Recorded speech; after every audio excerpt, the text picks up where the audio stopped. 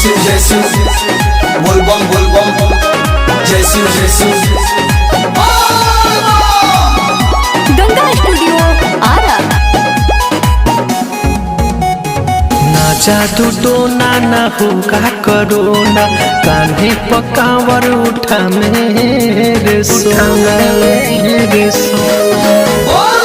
ना जादू टोना ना होगा करोना, कान्हे पकावर उठा मेरे सोना।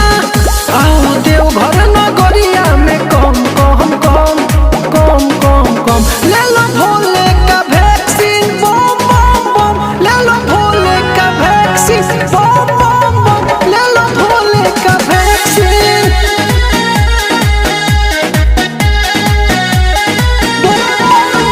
ले लो भोले का वैक्सीन।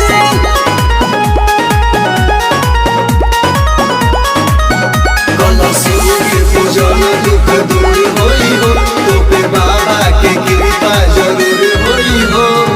मंगल या मंगल कोई मैटर नहीं है, भोला से बड़ा कोई डॉक्टर नहीं है, डॉक्टर नहीं है, डॉक्टर नहीं है। मंगल या मंगल कोई मैटर नहीं है, भोला से बड़ा कोई डॉक्टर नहीं है।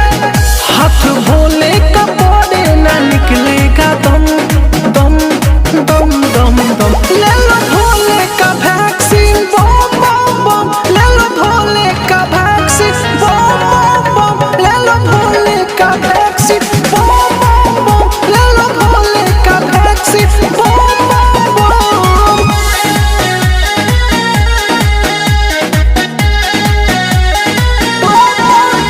ले लो भोले का वैक्सीन।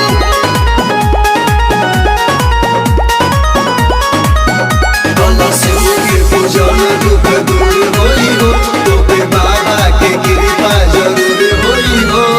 त्रिलोक के स्वामी है ये त्रिपुरारी, मनीष विकिस पूजे सारे सोमारी सारे सोमारी सारे सोमारी। त्रिलोक के स्वामी है ये त्रिपुरारी, मनीष विकिस पूजे सारे सोमारी। संदीप अमित के किस्मत हुई चामा चम चम चम चम चम।